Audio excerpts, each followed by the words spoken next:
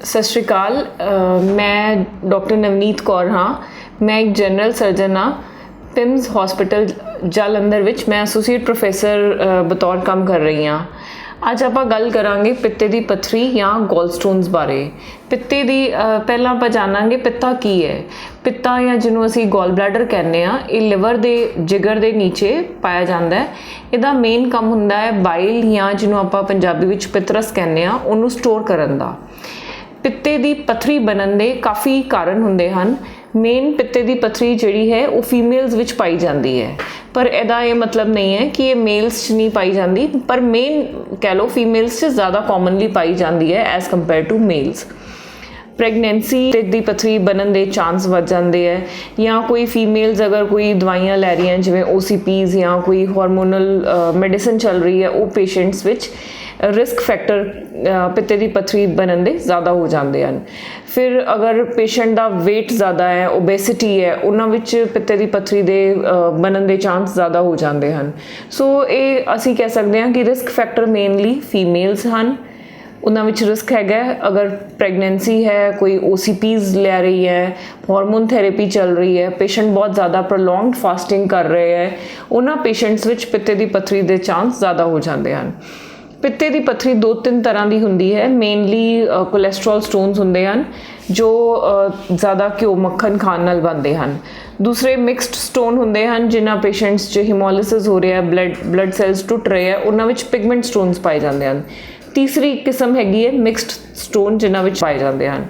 ਪਿੱਤੇ ਦੀ ਪੱਥਰੀ ਦੀ main ਦਿੱਕਤ ਕੀ ਹੁੰਦੀ ਹੈ? ਮੇਨ ਪੇਸ਼ੈਂਟ ਸਾਡੇ ਕੋਲ ਕਿਵੇਂ ਪ੍ਰੈਜ਼ੈਂਟ ਕਰਦੇ ਹਨ? ਇੱਕ ਸਿਨੈਰੀਓ ਹੈ ਕਿ ਪੇਸ਼ੈਂਟ ਨੇ ਕਿਸੇ ਹੋਰ ਚੀਜ਼ ਲਈ ਅਲਟਰਾਸਾਊਂਡ ਕਰਵਾਇਆ, ਜਾਂ ਕੋਈ ਪ੍ਰੈਗਨੈਂਟ ਫੀਮੇਲ ਸੀ, ਉਹਨੇ ਆਪਣਾ ਪ੍ਰੈਗਨੈਂਸੀ ਸਕੈਨ ਕਰਵਾਇਆ, ਕੋਇਨਸੀਡੈਂਟਲੀ ਡਿਟੈਕਟ ਹੋਇਆ ਕਿ ਪਿੱਤੇ ਵਿੱਚ ਪੱਥਰੀ ਹੈ, ਜਾਂ ਪੇਸ਼ੈਂਟ ਨੂੰ ਕੋਈ ਹੋਰ ਬਿਮਾਰੀ ਸੀ, ਉਹਨੇ ਆਪਣਾ ਕਿਸੇ ਕਾਰਨ ਵਜੋਂ ਸਕੈਨ ਕਰਵਾਇਆ ਔਰ ਪੇਸ਼ੈਂਟ ਨੂੰ ਕੋਈ ਦਰਦ ਨਹੀਂ ਸੀ, ਕੋਈ ਹੋਰ ਕਾਰਨ ਸੀਗਾ, ਤੇ ਅਲਟਰਾਸਾਊਂਡ ਵਿੱਚ ਰਿਪੋਰਟ ਕੀਤਾ ਕਿ ਪਿੱਤੇ 'ਚ ਪੱਥਰੀ ਹੈ। ਇਹਨਾਂ ਨੂੰ ਅਸੀਂ ਸਾਇਲੈਂਟ ਪੇਸ਼ੈਂਟਸ ਕਹਿੰਦੇ ਹਾਂ, ਜਾਂ ਸਿੰਪਟਮਲੈਸ ਆਪਾਂ ਗੋਲਸਟੋਨਸ ਕਹਿੰਦੇ ਹਾਂ, ਕਿ ਪੇਸ਼ੈਂਟਸ ਵਿੱਚ ਕੋਈ ਸਿੰਪਟਮ ਨਹੀਂ ਹੈ। ਸੋ ਅਗਰ ਇਹ ਪੇਸ਼ੈਂਟ ਸਾਡੇ ਕੋਲ ਆਉਂਦੇ ਆ ਤਾਂ ਇਹਨਾਂ ਦਾ ਆਪਰੇਟ ਦੀ ਕੋਈ ਬਹੁਤ ਜ਼ਿਆਦਾ ਆਪਾਂ ਵੇਟ ਕਰ ਸਕਦੇ ਹਾਂ, ਕੋਈ ਐਮਰਜੈਂਸੀ ਨਹੀਂ ਹੈ ਕਿ ਆਪਰੇਸ਼ਨ ਕਰਨਾ ਪਏ। ਦੂਸਰੀ ਤਰ੍ਹਾਂ ਦੇ ਪੇਸ਼ੈਂਟ ਸਾਡੇ ਕੋਲ ਆਉਂਦੇ ਆ ਜਿਨ੍ਹਾਂ ਨੂੰ ਪੇਟ ਵਿੱਚ ਦਰਦ ਹੋਈ ਤੇ ਉਹਨਾਂ ਨੇ ਅਲਟਰਾਸਾਊਂਡ ਕਰਵਾਇਆ ਤੇ ਉਹਨਾਂ ਦੇ ਡਾਇਗਨੋਜ਼ ਹੋਇਆ ਕਿ ਹਾਂ ਪਿੱਤੇ 'ਚ ਪੱਥਰੀ ਹੈਗੀ ਹੈ।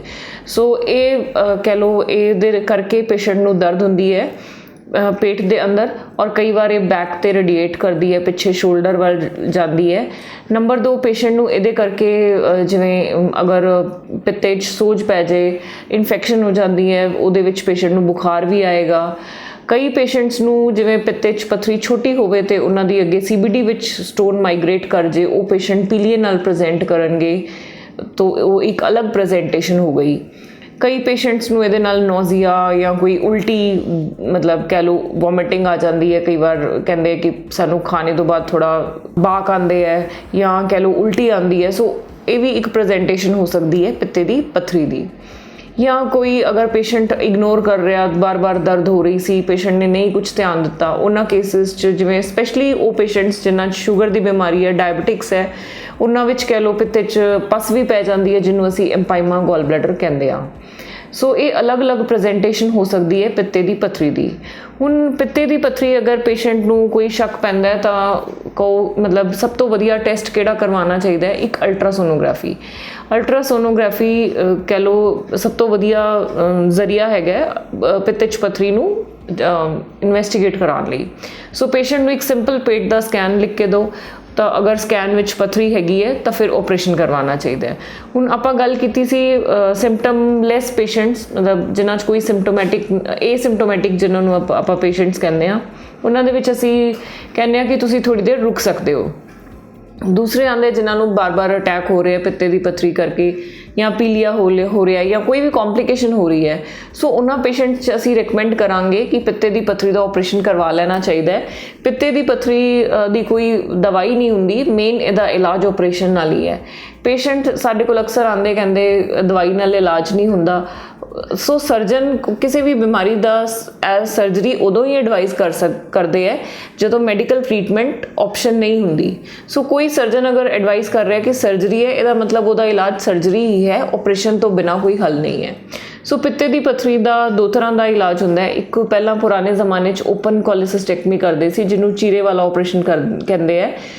ਅੱਜ ਕੱਲ੍ਹ ਇਹਦਾ ਦੂਰਬੀਨ ਨਾਲ ਆਪਰੇਸ਼ਨ ਹੁੰਦਾ ਹੈ, ਜਿਹਨੂੰ ਲੈਪਰੋਸਕੋਪਿਕ ਕੋਲੀਸਿਸਟੈਕਟਮੀ ਕਹਿੰਦੇ ਆ। ਲੈਪਰੋਸਕੋਪਿਕ ਕੋਲੀਸਿਸਟੈਕਟਮੀ ਦਾ ਐਡਵਾਂਟੇਜ ਪੁਰਾਣੇ ਆਪਰੇਸ਼ਨ ਨਾਲੋਂ ਹੈ ਕਿ ਪੇਸ਼ੈਂਟ ਬਹੁਤ ਅਗਲੇ ਦਿਨ ਹੀ ਪੇਸ਼ੈਂਟ ਮੋਬਿਲਾਈਜ਼ ਹੋ ਸਕਦਾ ਹੈ। ਪੇਸ਼ੈਂਟ ਨੂੰ ਸੇਮ ਡੇ ਜਾਂ ਅਗਲੇ ਦਿਨ ਤੁਸੀਂ ਛੁੱਟੀ ਕਰ ਸਕਦੇ ਹੋ। ਪੇਸ਼ੈਂਟ 5 ਜਾਂ 7 ਦਿਨ ਤੱਕ ਆਪਣਾ ਕੰਮ ਨਾਰਮਲ ਰਿਜ਼ਿਊਮ ਕਰ ਸਕਦਾ ਹੈ। ਪੁਰਾਣੇ ਜ਼ਮਾਨੇ 'ਚ ਚੀਰਾ ਵੱਡਾ ਹੁੰਦਾ ਸੀ, ਪੇਸ਼ੈਂਟ ਦੇ ਜਿਵੇਂ ਟਾਂਕੇ ਭਰਨ ਨੂੰ ਜਾਂ ਜ਼ਖਮ ਜੋੜਨ ਨੂੰ ਜ਼ਿਆਦਾ ਟਾਈਮ ਲੱਗ ਜਾਂਦਾ ਸੀ। ਅੱਜ ਤੁਸੀਂ ਅਗਰ ਲੈਪਰੋਸਕੋਪਿਕ ਕੋਲੀਸਿਸਟੈਕਟਮੀ ਕਰਦੇ ਹੋ, ਤੁਸੀਂ ਸ਼ਾਮ ਨੂੰ ਪੇਸ਼ੈਂਟ ਡਿਸਚਾਰਜ ਕਰ ਸਕਦੇ ਹੋ, ਤੁਸੀਂ ਅਗਲੇ ਦਿਨ ਪੇਸ਼ੈਂਟ ਡਿਸਚਾਰਜ ਕਰ ਸਕਦੇ ਹੋ ਔਰ ਪੇਸ਼ੈਂਟ ਆਪਣੇ ਕੰਮ ਕਾਜ 'ਤੇ ਨਾਰਮਲ 5 ਜਾਂ 7 ਦਿਨ ਤੱਕ ਵਾਪਸ ਆਪਣਾ ਕੰਮ ਕਰ ਸਕਦੇ ਆ, ਰੂਟੀਨ ਵਰਕ ਆਪਣਾ ਕਰ ਸਕਦੇ ਆ। ਤੁਰਨਾ ਫਿਰਨਾ ਜਾਂ ਘਰ ਵਿੱਚ ਖਾਣਾ ਖੂਣਾ ਬਣਾਉਣਾ, ਇਹ ਤੇ ਪੇਸ਼ੈਂਟ ਤੀਸਰੇ ਦਿਨ ਮਤਲਬ ਰਿਜ਼ਿਊਮ ਕਰ ਸਕਦੇ ਆ। ਸੋ ਪਿੱਤੇ ਦੀ ਅਗਰ ਪੱਥਰੀ ਹੈਗੀ ਹੈ ਤਾਂ ਇਹਦਾ ਜ਼ਿਆਦਾ ਸੋਚਣ ਦੀ ਜ਼ਰੂਰਤ ਨਹੀਂ ਹੈ, ਇਹਦਾ ਇਲਾਜ ਕਰਵਾਉਣਾ ਚਾਹੀਦਾ ਔਰ ਇਹਦਾ ਇਲਾਜ ਆਪਰੇਸ਼ਨ ਹੀ ਹੈ, ਦਵਾਈਆਂ ਨਾਲ ਇਹਦਾ ਕੋਈ ਇਲਾਜ ਨਹੀਂ ਹੈ। ਤੋ ਅਗਰ ਪੇਸ਼ੈਂਟ ਸਪੋਜ਼ ਆਪਰੇਸ਼ਨ ਨਹੀਂ ਕਰਵਾਉਂਦਾ, ਉਹਨਾਂ ਪੇਸ਼ੈਂਟਸ 'ਚ ਕੀ ਕੰਪਲਿਕੇਸ਼ਨ ਹੋ ਸਕਦੀਆਂ ਹੈ। ਪਿੱਤੇ ਦੀ ਕਈ ਵਾਰ ਵਾਲ ਸੁੱਜ ਜਾਂਦੀ ਹੈ, ਜਿਹਨੂੰ ਅਸੀਂ ਅਕਿਊਟ ਕੋਲੀਸਿਸਟਾਈਟਿਸ ਕਹਿੰਦੇ ਹਾਂ। ਪੇਸ਼ੈਂਟਸ 'ਚ ਇਨਫੈਕਸ਼ਨ ਹੋ ਜਾਂਦੀ, ਫਿਰ ਉਹਨਾਂ ਨੂੰ ਕਾਫੀ ਜ਼ਿਆਦਾ ਰੈਗੂਲਰ ਦਰਦ ਹੁੰਦੀ ਹੈ। ਸ਼ੁਰੂ 'ਚ ਪੇਸ਼ੈਂਟ ਨੂੰ ਇੱਕ ਅਟੈਕ ਆਇਆ, ਦਰਦ ਦਾ ਚਲਾ ਗਿਆ, 15 ਮਿੰਟ ਦਰਦ ਹੋਈ, ਠੀਕ ਹੋ ਗਈ। ਅਕਿਊਟ ਕੋਲੀਸਿਸਟਾਈਟਿਸ ਕੀ ਹੈ, ਪੇਸ਼ੈਂਟ ਨੂੰ ਲਗਾਤਾਰ 1 2 3 ਦਿਨ ਦਰਦ ਰਹਿ ਰਹੀ ਹੈ। ਉਹ ਪੇਸ਼ੈਂਟਸ 'ਚ ਮਤਲਬ ਅਕਿਊਟ ਕੋਲੀਸਿਸਟਾਈਟਿਸ ਹੈ, ਪਿੱਤਾ ਸੁੱਜ ਗਿਆ ਹੈਗਾ। ਸੋ ਅਗਰ ਪੇਸ਼ੈਂਟ ਨੂੰ 15 ਮਿੰਟ ਦੇ ਅਟੈਕ ਆ ਰਹੇ ਹੈ, ਉਹ ਬਿਲਰੀ ਕੋਲਿਕ ਹੈ ਬੇਸਿਕਲੀ, ਉਸ ਪੇਸ਼ੈਂਟਸ ਨੂੰ ਅਕਿਊਟ ਕੋਲੀਸਿਸਟਾਈਟਿਸ ਹੋਣ ਦੇ ਚਾਂਸ ਜ਼ਿਆਦਾ ਹੋ ਜਾਂਦੇ ਹੈ ਅਗਰ ਉਹ ਆਪਰੇਟ ਨਹੀਂ ਕਰਵਾਉਂਦੇ। ਹੋਰ ਕੀ ਕੰਪਲਿਕੇਸ਼ਨ ਹੋ ਸਕਦੀ ਹੈ, ਜਿਵੇਂ ਮੈਂ ਦੱਸਿਆ ਪਿੱਤੇ 'ਚ ਜਿਹੜਾ ਹੈਗਾ ਗੋਲ ਬਲੈਡਰ, ਉਹਦੇ ਵਿੱਚ ਪਸ ਬਣ ਸਕਦੀ ਹੈ, ਉਹਨੂੰ ਐਮਪਾਈਮਾ ਗੋਲ ਬਲੈਡਰ ਕਹਿੰਦੇ ਆ।